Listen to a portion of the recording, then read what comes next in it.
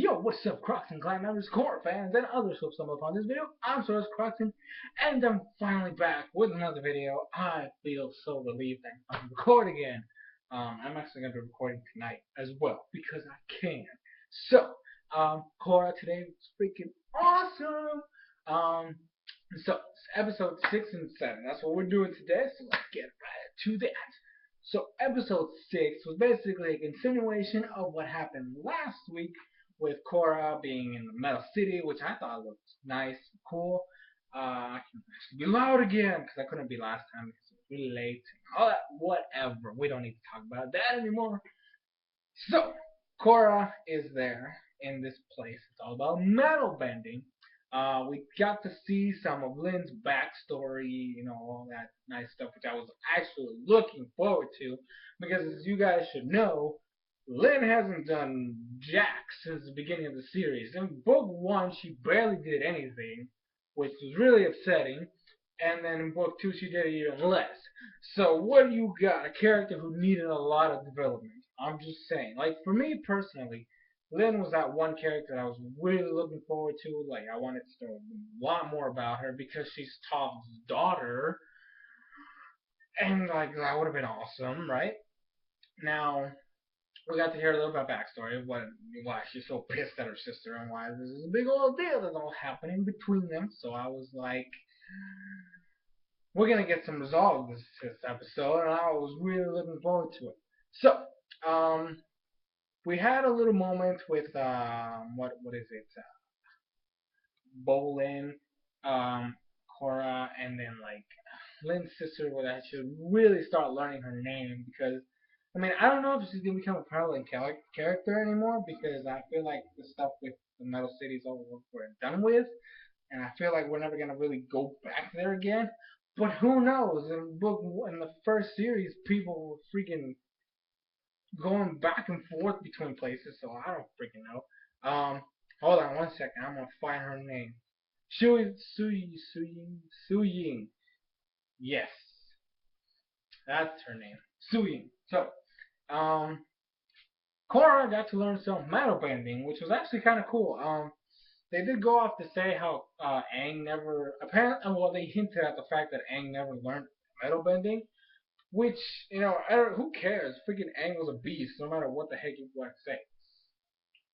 So what happened next? So basically, Suyin was teaching Korra how to metal bend because she should learn how to metal bend because she's the Avatar. She's supposed to know every freaking element that exists in the world. So that happened. Except which is weird because blood bending is not really her thing. Like, and if you really want to do every type of bending, you gotta include blood bending, even though it's like an illegal thing to do. I'm just saying that should definitely not be stated because blood bending is a type of bending and it should never be used. Just throwing it out there. But anyway, so Bolin actually becomes interested. He was asked if he wanted to do it, but he was like, no. But it was like that one kind of no where you're like, he knows he wants to do it, but he's pretending like he doesn't want to do it, and everybody else knows that he wants to do it, except he's just lying, pretending like nobody knows and nobody knows. It was that kind of no. So we obviously knew he wanted to do it, and he later on explains why.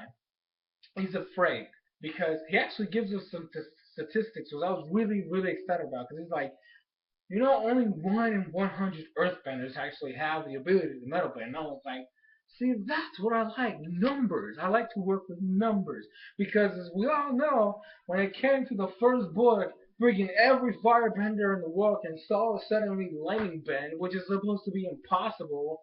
Like only like the chosen few firebenders can do that. So I like the fact that they're making at least metal bending stay like this rare kind of bending.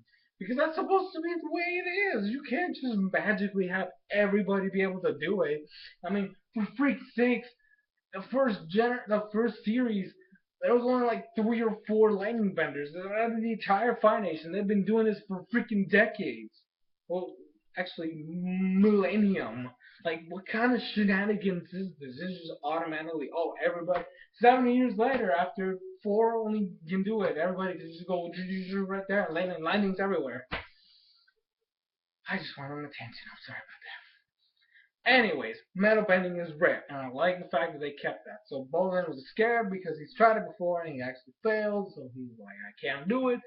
And then he had this moment between him and Opal, which is, the airbender chick. Um, like she's like all talking to him about believing in himself and all that jazz. And then he's like, well, you know what? You aren't truthful either because you want to go to the North Temple and you're too scared of your mom to tell her.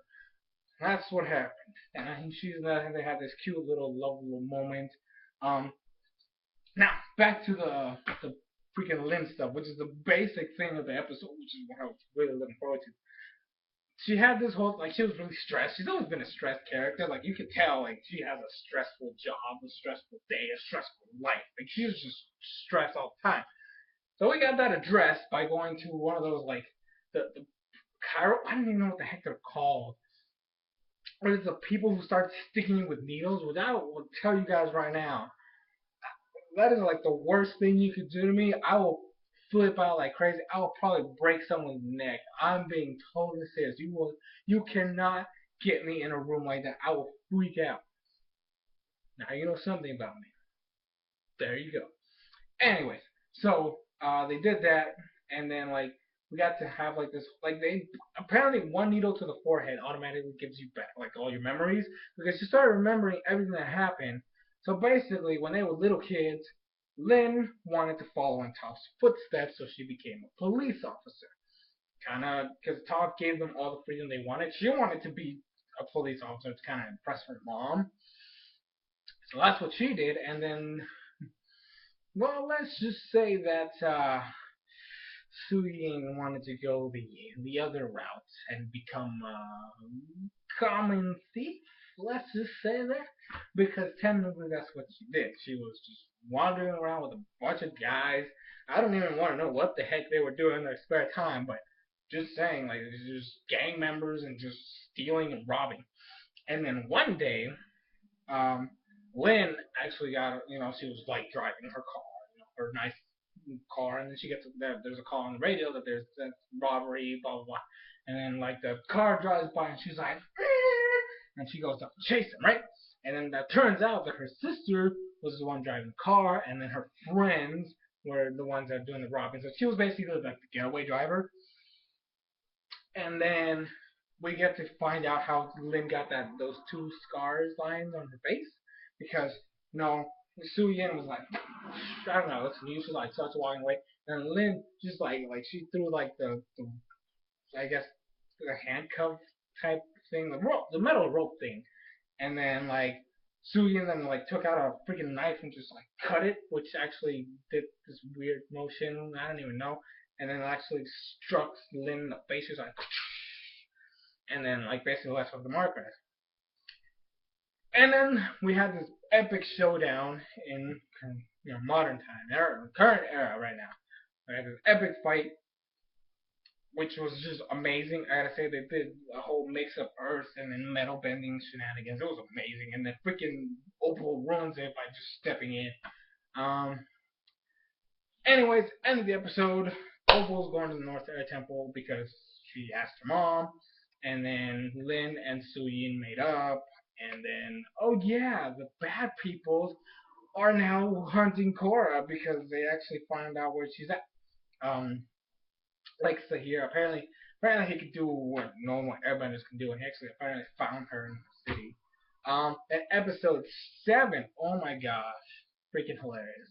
I mean, um, it goes to Tenzin's area. We get to see some of Tenzin's stuff. We get to see him training new Avatar or the new Airbenders, failing really bad, and then asking Boomy for help, which then turns into a mess. Jinora is not listening to her dad; is listening more to freaking what's. Gosh, I hate that kid. I should really start memorizing names. I'm really sorry, but keep start with a K. Whatever his face is. Um, yeah, whatever his face is. I really can't remember right now. I'm not. I mean, I could probably look it up, but that would be wasting your guys' time and probably the time of the video that I could be just spending. Well, anyways, So like he basically keeps getting her in trouble, and they actually almost kidnapped um by these like bison hunters, basically just hunt bison for their meat and fur. Um, so that was a thing, just like it was bad. Tenzin ended up having to save his daughter. I mean, it was more like the kid like got out of the cage and then was gonna help Janora, and then they tried to escape, and all the airbenders actually showed up behind Boomy, and they like the whole fought. I gotta say this real quick, right now, because the thing went like this: Tenzin was teaching, he was doing a horrible job, or it wasn't working out because nobody was listening to him. He listened to Boomy's advice, which completely turned against it, because then Boomy decided to quit and then rejoin later on in the episode. Then he goes and tells Janora to be a teacher because he's tired of everything, all that shenanigans. And then Janora gets mad because if she's gonna be a teacher, that means she's a master, and she wants her freaking tattoos, and he's like no, and then like she runs away, and then he leaves Meelo and and Iki behind in the training. I gotta say that was the most hilarious thing ever. You have to admit, Meelo is the funniest child known to man. That kid is hilarious. I do not care what anybody else says. He's my favorite of the child, and he's actually probably one of my favorite characters. He doesn't even do anything. It's just that every time he shows up, it's funny. And not only that, he's actually a prevalent airbender because when shenanigans was, when it all went down and everybody was gonna fight, like the new airbenders were doing horrible. Like I mean, not horrible, but they weren't really doing that well. Freaking Meelo and Iki show up. Meelo just starts taking everybody out. He's like, it was the funniest thing ever. He's just like taking everybody out. He's like throwing in the air, creating air balls. Just like, oh my gosh, it's like the coolest thing ever. And that kid, I mean, I'm sorry. I have to say that he's just crazy and oh my god. I seriously need to like calm down. I'm like super stoked now that I can record again and all that stuff. Anyways, what was I saying? Oh yeah, Milo's boss. That's all. That's all. That's it. Actually, I'm really thinking about it. That's probably gonna be the title of this video. Milo's boss, because of that one scene. That's it. That's it. I'm just kidding. I'll probably give it a more pro like name, but anyways, they saved the day, and apparently everybody's all excited about being an airbender now, which means that hey, maybe next time we actually get to do something. That's basically it for these two episodes. Like I said, I was really hyped up. I mean, there were some slow moments, but like I gotta make the Lynn and what's her face. I seriously need to learn these names. Um, Su Ying. Their fight was epic until it was just ruined by Opal, and then Meelo was a boss. Like that, there's just these moments that just like peaked in the episode. It just made me go, oh god, this is like the best thing ever. But it still doesn't compare to the first series. I'm actually like, I know I've said this in the past, and I actually because it's four books now, I'm just gonna wait till the last one, and I can do my comparison video between like the original series and the Legend of Korra series as a whole, because right now I still prefer the original, but who knows what happens towards the end of this book and then the next book, whether my you know mentality will change. I highly doubt it because there's just certain things that I still like to nitpick at this series for, which I really never did in the old one. So I don't know. We'll just have to wait and see. Anyways, that's it for this video. Thank you guys for watching. Tomorrow, you obviously, I hope I can do it. I mean, I definitely will probably do it.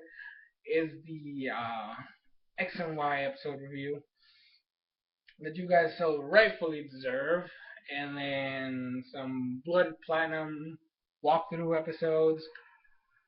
Also, yeah, wait, yeah, that's basically it.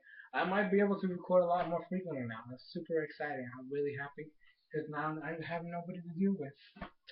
But anyways, guys, that's it for this video. Thank you guys for watching, and I'll see you guys tomorrow with an X and Y, not another. Well, technically it is another, but you guys know what I mean. X and Y.